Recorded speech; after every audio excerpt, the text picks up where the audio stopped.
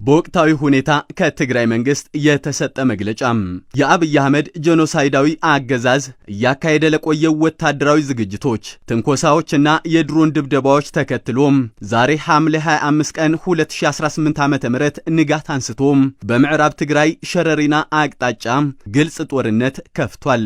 ጄኖሳይዳዊ አገዛዙ ወደ ስልጣን ከመጣበት ቀን አንስቶ በትግራይ ህዝብ እያካሄደ የቆየው ጄኖሳይዳዊ ተግባራት የትግራይን ህዝብ ከምድረ ገጽ የማጥፋት እቅዱን ለማሳካት ካለው ህልም የተነሳ መሆኑ ግልጽ ነው።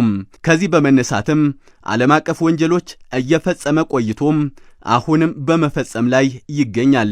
የፕሪቶሪያ ስምምነት ከተፈረመ በኋላም የትግራይን ህዝብ ለማንበርከክና ለመበተን ካለው የማይረካ ፍላጎት በመነሳት የተለያዩ ተንኮሎች፣ ከበባና ክልከላዎች እንዲሁም ወታደራዊ መቀራረብ እያደረገ ቆይቶ ዳግም የትግራይን ህዝብ ከምድረ ገጽ ለማጥፋት ተነሳሽነት ወስዶ ዛሬም ጦርነቱን በግልጽ ጀምሮታል።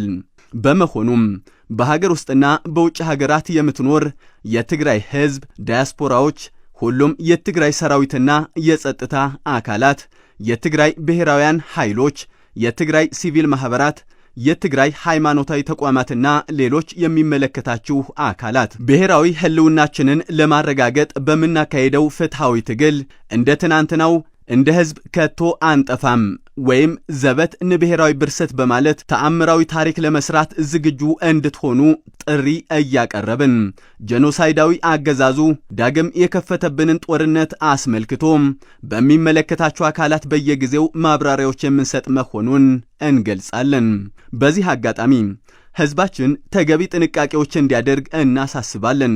የዓለም ማህበረሰብም የአብይ አህመድ ጄኖሳይዳዊ አገዛዝ የጀመረው ዳግም ጦርነት በቀጠናውና በአካባቢው ሊያስከትል በሚችለው መዘዝ ዙሪያ ግንዛቤ ሊወስድ ይገባል። የትግራይ ብሔራዊ ክልላዊ መንግስት ሐምሌ 25 ቀን 2018 ዓ.ም መቀለም